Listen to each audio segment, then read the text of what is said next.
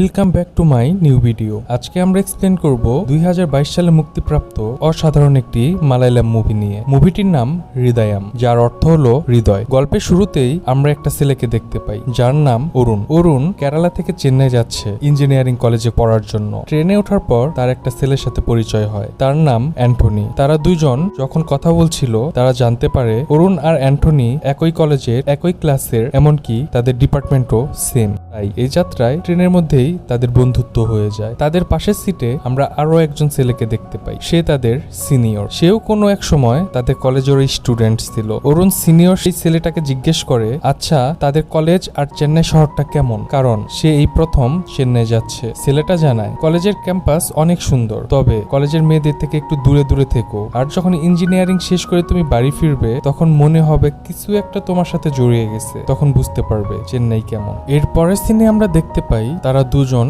কলেজে যায় এবং কাকতালীয়ভাবে অরুণের হলে উঠে অ্যান্টনি এবং অরুণ দুজনেই দুজনকে রুমমেট হিসেবে পায়। তারা দুজনেতে অনেক খুশি হয়ে যায়। তখন অরুণ অ্যান্টনিকে বলতেছিল যে সে খুব ভালো গিটার বাজাতে পারে। কলেজে জয়েন করার পরে এক সিনিয়র মেয়ে তাদেরকে সম্পূর্ণ কলেজ ঘুরিয়ে দেখায়। ঘুরতে ঘুরতে তারা একটি রুমের কাছে আসে, যেখানে একটি দরজায় তালা লাগানো ছিল। সেই মেয়েটি তাদেরকে জানায় এটা একটা সিক্রেট রুম, তোমরা যখন স্টাডি শেষ করে যখন ফাইনাল ইয়ারে উঠবে তখন এখানে ঢোকার সুযোগ পাবে, ততদিন অপেক্ষা করতে থাকো। এরপরে সিনে আমরা দেখতে পাই কিছু সিনিয়র ছেলেরা কলেজে জয়েন হওয়া নতুন ছাত্রদের র্যাগিং করছিল। দর্শক, আমরা সবাই জানি কলেজে নিউ অ্যাডমিশন নেওয়া স্টুডেন্টদের সিনিয়ররা র্যাগিং দিয়েই থাকে, এই আর নতুন কি। যাই হোক, এইভাবেই বেশ কিছুদিন র্যাগিং চলতে থাকে। একদিন সিনিয়ররা অরুণকে নিচের দিকে ঝুঁকে দাঁড়িয়ে থাকতে বলে। তখন সে একটি মেয়েকে দেখতে পায়। প্রথম দেখাতেই অরুণের মেয়েটিকে অনেক ভালো লেগে যায়। তখন মেয়েটি ডান্স প্র্যাকটিস করছিল। এক কথায় অরুণ মেয়েটির প্রেমে পড়ে যায়। অরুণ তার ফ্রেন্ড অ্যান্টনিকে বলছিল যে মেয়েটার মধ্যে কিছু তো একটা আছে, তার চোখ, তার চুল, তার হাসি কতটা সুন্দর, আমার তো তার নাম এখনই জানতে হবে। অরুণ তখন সাহস করে মেয়েটার কাছে যায় এবং মেয়েটিকে বলে, আপনি অনেক সুন্দর নাচ এবং গান করেন, আমি কি আপনার নামটা জানতে পারি? মেয়েটি তখন তার নাম বলে দর্শনা। ব্যাডমিন্টন খেলার সময় একদিন সিনিয়র ভাই অরুণকে জানায় সামনে কলেজের ফাংশন আছে, সেখানে দর্শনা গান গাইবে। সেই সিনিয়র অরুণকে বলে, শুনলাম তুমি নাকি ভালোই গিটার বাজাতে পারো, তুমি চাইলে দর্শনার সাথে গানের প্র্যাকটিস করতে পারো।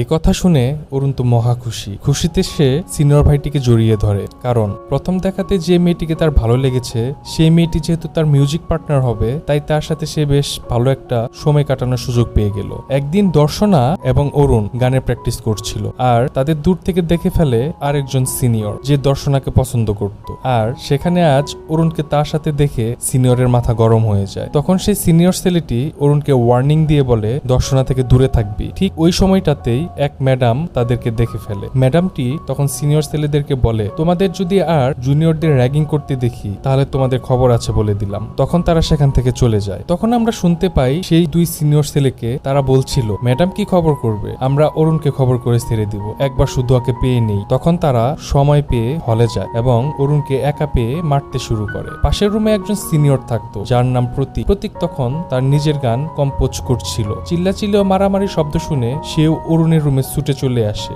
আর এই দেখে প্রতীক তখন তাদের বকাবকি করতে থাকে। আসলে প্রতীক তাদের কলেজে সবার থেকে সিনিয়র ছিল, তাই তারা কেউ তার উপর দিয়ে কথা বলতে পারেনি, কিচ্ছুও বলতে পারেনি। তারা সেখান থেকে একটু অপমান বোধ করেই চলে যায়। পরের দিন প্রতীক এইসব বিষয়ে দর্শনাকে জানায়, তাই প্রতীক আর দর্শনা গিয়ে কলেজে ভাইস প্রিন্সিপালকে বিষয়টা জানায়। কিন্তু তাদেরকে জানিয়ে দেওয়া হয় যে নেক্সট টাইম যদি সিনিয়ররা এরকম করে তাহলে তাদের বিরুদ্ধে ব্যবস্থা নেওয়া হবে। তারপর আরো কয়েকদিন চলে যায়। এই কয়েকদিনে অরুণ নিজের কলেজে ভালো একটি জায়গা করে নিয়েছে। এরপর থেকে দর্শনা আর অরুণের ভালো একটা বন্ধুত্ব হয়ে যায়। অরুণ একদিন দর্শনাকে জানায় সে তাকে নিয়ে ঘুরতে যেতে চায়। দর্শনা তখন রাজি হয়ে যায়। দর্শনা তখন হলে থাকতো। দর্শনা তার এক সিনিয়র আপুকে কিছু টাকা ঘুষ দিয়ে তার সাহায্য নিয়ে দেয়াল টপকে অরুণের সাথে ঘুরতে যায়। তারপর সে আর অরুণ বিচে ঘুরতে যায়। তখন দর্শনা অরুণকে বলে, যেদিন আমি তোমাকে প্রথম দেখেছিলাম সেদিনে আমি তোমার প্রেমে পড়ে গিয়েছিলাম। তুমি যখন কলেজে আসো, তুমি যখন বারান্দা দিয়ে হেঁটে যাও, আমার চিৎকার করে বলতে ইচ্ছা হয় আমি তোমাকে কতটা ভালোবাসি। এরপর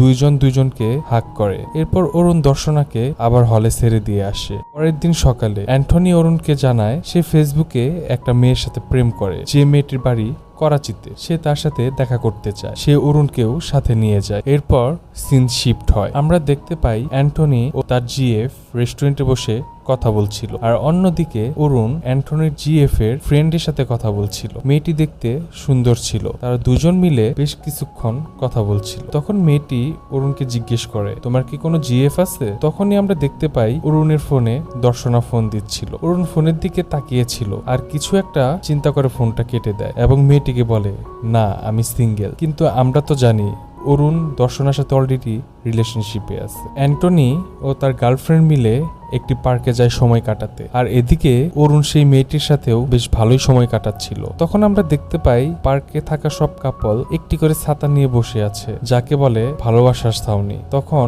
সেই মেয়েটিও একটা ছাতা কিনে নেয়। তখনই আমরা দেখতে পাই এলাকার কিছু লোকজন এবং মিডিয়া পার্কে থাকা সব কাপলদের লাঠি দিয়ে তাড়াচ্ছিল, তাই সবাই ভয় পেয়ে পালিয়ে যায় সেখান থেকে। অরুণ আর অ্যান্টনি সেখান থেকে বাসে করে চেন্নাই চলে আসে। পথে অ্যান্টনি আফসোস করছিল। সে সময় অরুণেরও একটু মন খারাপ করছিল।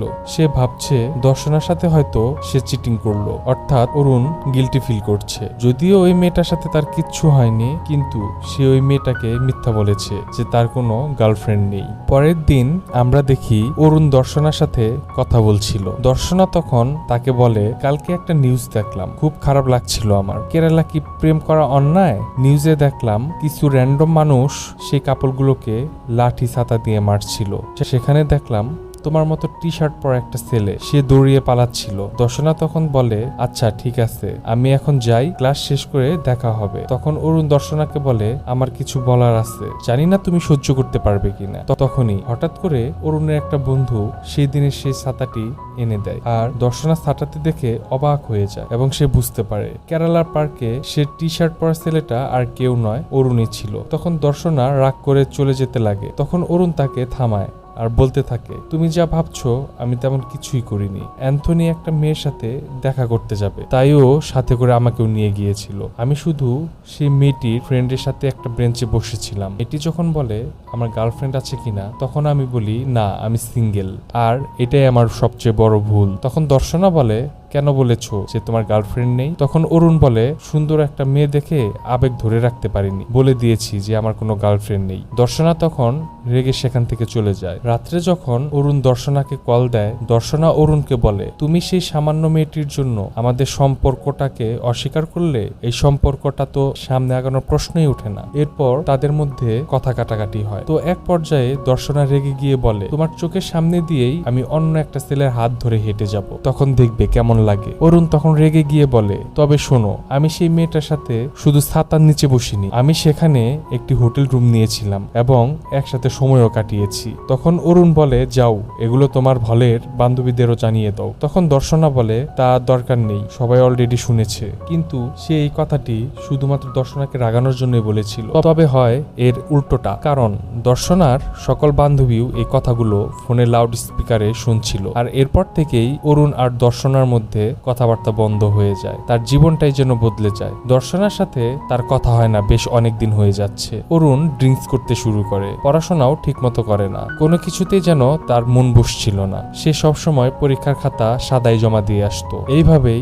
তার প্রথম বর্ষ শেষ হয়ে যায়। সে এখন দ্বিতীয় বর্ষে। অরুণদের ব্যাচ এখন সিনিয়র ব্যাচ। এখন তারা জুনিয়রদেরকেও র্যাগিং করে। একদিন অরুণ দেখতে পায় দর্শনা একটি ছেলের হাত ধরেছিল এবং হেসে হেসে কথা বলছিল। তাতে তার একটু জেলাস ফিল হয়। সেও তারপর দর্শনাকে জেলাস ফিল করানোর জন্য প্রথম বর্ষের মায়া নামক একটা জুনিয়র মেয়ের কাছে যায়। সে মায়াকে তার চুল খুলতে বলে। যেহেতু অরুণ সিনিয়র, মেয়েটাও তা করতে বাধ্য হয়। সে তাই করে, আর অরুণ মায়ার অনেক প্রশংসা করছিল। দর্শনা তা দেখে কিছুটা জেলাস হয়। তাদের কলেজের একটি ফাংশন হচ্ছিল, যেখানে কেদার নামক একটা ছেলে গান গাইছিল। দর্শনা ছিল কেদারের ফ্যান। সুযোগ পেয়ে দর্শনা মঞ্চে উঠে কেদারের সাথে ড্যান্স করছিল। এটা দেখে অরুণের খারাপ লাগে। এরপর থেকে অরুণ বখাটে টাইপ হয়ে যায়। সে আরো বেশি ড্রিঙ্কস করা শুরু করে। একদিন অরুণ দর্শনাকে বলে, কেদার ছেলেটা ভালো না, তার চরিত্র খুব খারাপ। সে বিভিন্ন সময় বিভিন্ন মেয়েদের সাথে সম্পর্ক করে আর তাদেরকে ধোঁকা দেয়। কেদার খুব খারাপ ছেলে দর্শনা। তখন দর্শনা বলে, তুমি মনে হয় অনেক ভালো ছিলে। এই বলে দর্শনা সেখান থেকে চলে যায়। পরের দিন দর্শনা একটা লাইব্রেরিতে কেদারের সাথে দেখা করে। কেদার একটু অন্যদিকে যেতেই দর্শনা কেদারের মোবাইল চেক করে, কারণ তার মনে কিছুটা হলেও সন্দেহ জেগেছিল। তাছাড়াও কেদারের মোবাইলে অনেক মেসেজ আসছিল। সে দেখতে পায় সেখানে সেখানে অনেকগুলো মেয়ের মেসেজ, এমনকি কেদারের একটা নয় বরং কয়েকটা মেয়ের সাথে রিলেশন আছে। কেদার সেখানে আসলে দর্শনা সবার সামনে তাকে এক চর মারে আর সেখান থেকে চলে যায়। এরপর কেদার দর্শনাকে ফোন দিয়ে হুমকি দিতে শুরু করে আর বলে এই অপমানের হিসাব আমি নেব। এই খবরটি যখন অরুণ শুনতে পায় তখন সে কেদারকে ধরে অনেক মারতে শুরু করে এবং কেদারকে দর্শনা বাড়ির সামনে নিয়ে আসে দর্শনার কাছে ক্ষমা চাওয়ার জন্য। তখন কেদার দর্শনার কাছে ক্ষমা চায়, দর্শনাও তাকে মাফ করে দেয়। কিন্তু দর্শনা তখন অরুণকে বলে আমি আমার নিজের প্রবলেম সলভ করতে পারি, দয়া করে নেক্সট টাইম থেকে আমার বিষয়ে নাক গালাবে না। অরুণ তখন কিছুটা সিরিয়াস হয় এবং সে মন দিয়ে পড়ালেখা করে এবং ভাবতে থাকে সে তার পকেটে বন্ধুদের থেকে আলাদা হয়ে যাবে। তখন সে বন্ধুদের থেকে আলাদা হয়ে তার আরেক বন্ধুর বাসায় গিয়ে ওঠে। সেখানে সে অনেক মনোযোগ দিয়ে পড়ালেখা করে। সে এবার সেকেন্ড ইয়ারে পরীক্ষা দেয় আর তারপর বাড়ি চলে যায়। অরুণ আবার চেন্নাই চলে আসে। অরুণের ক্লাসের সিলভা নামক একটা ছেলে রেজাল্টে প্রথম স্থান অধিকার করে। এখন সে ক্লাসের টপার। সিলভা অনেক গরিব কিন্তু পড়ালেখায় অনেক ভালো। ক্লাসের অনেক ছেলে মেয়েদেরকে সে গ্রুপ স্টাডিও করায়। সেখানে অরুণ আর অ্যান্টনি যায় এবং দেখতে পায় অনেক ছাত্রছাত্রী তার কাছে পড়াশোনা করে, তাই অরুণ আর অ্যান্টনি তাদের সাথে জয়েন হয়ে যায়। অরুণ দেখতে পায় দর্শনাও সেখানে, কিন্তু কেউ কারোর সাথে তেমন কথা বলে না। সেখানে একসাথে পড়াশোনা করে আর অরুণ আর অ্যান্টনির পরীক্ষার রেজাল্টও ভালো হয়। কিছুদিন পর তাদের থার্ড ইয়ারের পরীক্ষা শেষ হয়ে যায়। সেখানেও প্রথম হয় সিলভা এবং পঞ্চম স্থান অধিকার করে অরুণ। অরুণের এই রেজাল্ট দেখে সবাই খুশি হয়। তবে ওই দিন ক্যাম্পাসের কাছেই একটা বাস অ্যাক্সিডেন্ট হয়। অরুণ এবং অ্যান্টনি সেই রাস্তা দিয়ে যাওয়ার সময় রাস্তায় দেখে অনেক ভিড়। অরুণ সামনে গিয়ে দেখতে পায় সিলভার সেই রক্তাক্ত দেহ সেখানে পড়ে আছে আর কিছুক্ষণের মধ্যেই সিলভা সেখানেই মারা যায়। অরুণ এটা দেখে অনেক কষ্ট পায়। কিছুদিন পর অরুণ আর অ্যান্টনি সিলভার মায়ের সাথে দেখা করতে যায়। তখন সিলভার মা বলে তার ছেলে নেই তো কি হয়েছে, তার ছেলে যাদের রেজাল্ট ভালো দেখতে চেয়েছে তারা যেন তার ছেলের সেই শেষ ইচ্ছাটা পূরণ করে, তাই প্রত্যেকে তাদের বাসার ছাদেই যেন তাদের পড়া চালিয়ে যায়। তারা সিদ্ধান্ত নেয় সিলভা যেমন এই ছাদে সবার পড়াশোনা করানো কন্টিনিউ করেছিল তাই তারাও এটি আগের মতো চালিয়ে যাবে। তাই সবাই মনোযোগ দিয়ে পড়াশোনা শুরু করে। এদিকে অরুণও তার পড়াশোনা আগের থেকে অনেক বেশি ভালো করছে, যা দেখে দর্শনা অনেক খুশি হয়। দর্শনা আবারও কিছুটা অরুণের প্রতি দুর্বল হতে শুরু করে। তো একদিন পড়া শেষে অরুণ দর্শনাকে বলে আমি কি তোমাকে বাইকে এগিয়ে দিতে পারি? দর্শনা রাজি হয়ে যায়। অরুণের কাছে তখন মায়ার ফোন আসে, মায়ার বাবা নাকি মারা গিয়েছে। তাই তখন অরুণ দর্শনাকে জানায় মায়ের বাবা মারা গিয়েছে, তাই আমাকে সেখানে যেতে হবে। যা শুনে দর্শনার মন আবার ভেঙে যায়। মায়ের বাবার শেষকৃত্যের ব্যবস্থা করে অরুণ চলে যাবার সময় মায়া তাকে জিজ্ঞাসা করে তুমি কি আমাকে দর্শনার মতোই ভালোবাসো? অরুণ এই কথার কোনো জবাব দেয় না। পরে মায়া বুঝতে পারে অরুণ এখনো দর্শনাকে ভালোবাসে, তাই সেও অরুণের আশা ছেড়ে দেয়। এদিকে তাদের ফাইনাল ইয়ার পরীক্ষা শুরু হয়ে যায়। অরুণের পরীক্ষা অনেক ভালো হয়েছে। কলেজের শেষ দিন তারা অনেক আনন্দ করে। অরুণ দেখতে পায় মায়া একটা ছেলের সাথে অনেক হাসি খুশি আছে, যা দেখে অরুণ অনেক খুশি হয়। যেহেতু তারা এখন ফাইনাল পার করেছে তাই সেই সিক্রেট দরজার চাবিও তারা পেয়ে যায় এবং সবাই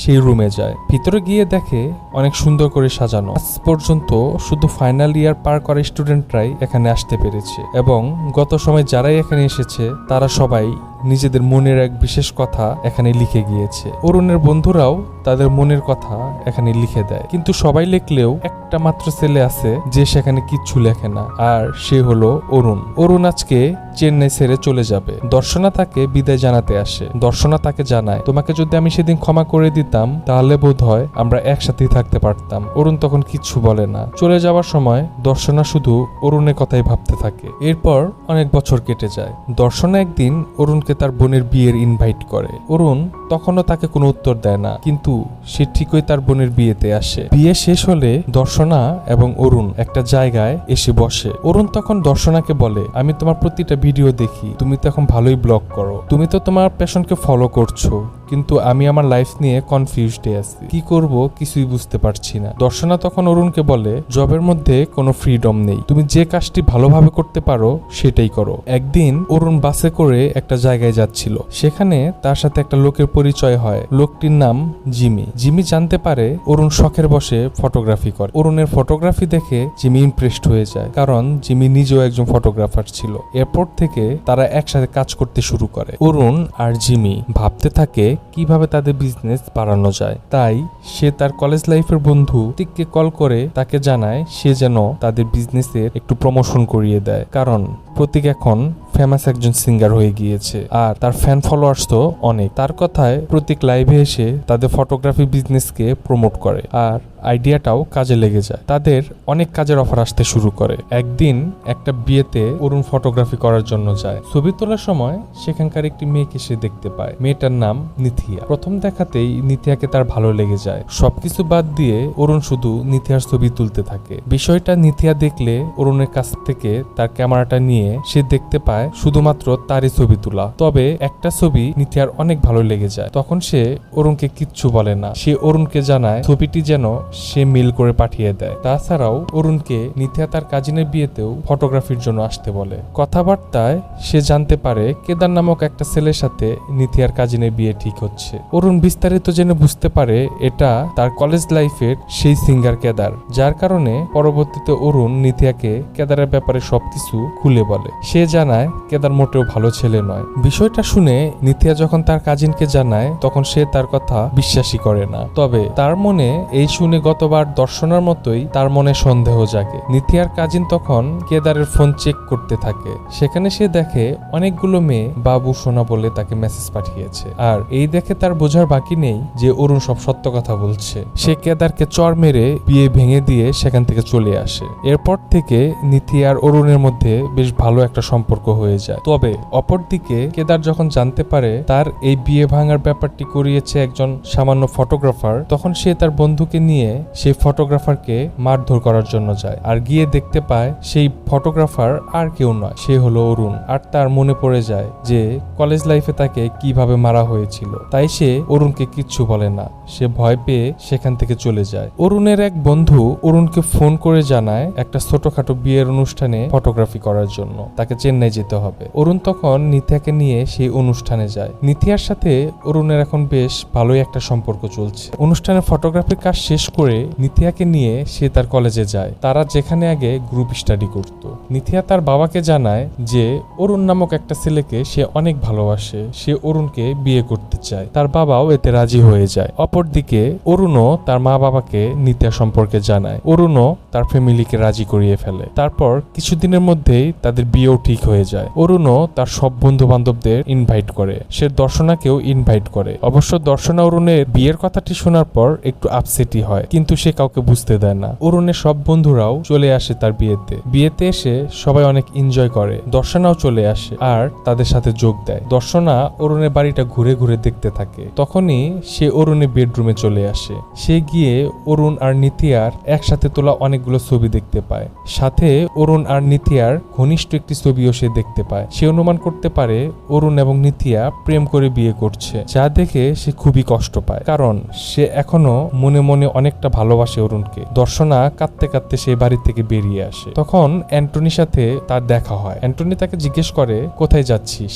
দর্শনা জানায় অরুণের জন্য এখনো তার মনে অনেক বড় একটা জায়গা আছে, যেটা সে এতদিন বুঝেনি। আজ যখন সে চিরতরে অন্যজনের হয়ে যাচ্ছে, আমি তা নিজের চোখে আর দেখতে চাই না। দর্শনা তখন যাওয়ার সময় অ্যান্টনিকে বলে অরুণ যদি আমার কথা জিজ্ঞাসা করে তাহলে যেন সে অন্য একটা বাহানা বানিয়ে তাকে বলে দেয়। এই বলে সে ওখান থেকে চলে যায়। অরুণ অ্যান্টনিকে জিজ্ঞাসা করে দর্শনা কেন চলে গেল। অ্যান্টনি তখন অরুণকে জানায় দর্শনার আত্মীয় মারা গিয়েছে, তাই সে চলে গিয়েছে। অরুণ এবং নিথিয়ার বৈবাহিক জীবন ভালোই কাটছিল। তারা দুইজন একসাথে খুশিই ছিল। কয়েক মাস পর নিথিয়ার প্রেগনেন্সির খবর চলে আসে। তারপর আরো অনেকগুলো দিন কেটে যায়। তাদের ছেলে সন্তান হয়। আর এই খুশি খবরটি সর্বপ্রথম অরুণ দর্শনাকে ফোন দিয়ে জানায়। অরুণ তার ছেলের নাম রাখে সিলভা, তার সেই কলেজ লাইফের ক্লাস টপারের বন্ধুর নামে। একদিন হঠাৎ দর্শনা অরুণকে ফোন দিয়ে জানায় তার নাকি বিয়ে ঠিক হয়ে গিয়েছে। গিয়েছে। অরুণ আর তার ওয়াইফ নিথিয়াকে সে ইনভাইট করে। অরুণ, নিথিয়া ও তার ছেলেকে নিয়ে চলে আসে দর্শনার বিয়েতে। নিথিয়া জানতো দর্শনা অরুণের এক্স গার্লফ্রেন্ড, তাই দর্শনাকে জেলাস ফিল করানোর জন্য সে অরুণের হাত ধরে নানা রকম কথা বলতে থাকে তাদের ব্যাপারে। দর্শনা তখন তার রুমে চলে আসে আর নিজের সব কষ্ট ভুলে তার অতীতকে পিছনে ফেলে সেজেগুজে বাইরে চলে আসে। অরুণের সাথে সে ফ্রেন্ডলি কথা বলার চেষ্টা করতে থাকে। সেদিন রাত্রের বেলা দর্শনা অরুণকে বাইরে তার সাথে দেখা করতে বলে। অরুণ তখন ভাবতে থাকে দেখা করব কি করব না। সে ভাবে নিথিয়া যদি আবার আমাকে ভুল বুঝে তাহলে তো সমস্যা, তাই সে নিথিয়াকে সত্যটা খুলে বলে। নিথিয়া তখন তাকে অনুমতি দেয় যে দর্শনার সাথে দেখা করার জন্য। অরুণ আর দর্শনা দেখা করে সেই বিচটিতে, যেখানে তারা কলেজ লাইফে নিজেদের মনের কথা একে অপরকে বলেছিল। দর্শনা আজ আবারও তাকে বলে, সেদিন যদি আমি তোমাকে ক্ষমা করে দিতাম তাহলে হয়তোবা আমাদের মধ্যে সব ঠিক থাকতো। অরুণ তখন দর্শনাকে বলে, দেখো আমাদের জীবনে এমন অনেক সময় আসে তখন মনে হয় জীবনটা এমন হলে ভালো হতো বা অমন হলে ভালো হতো, তবে আমরা তো আমাদের অতীতকে আর বদলাতে পারবো না, তাই ভালো হবে অতীতের সব কথা ভুলে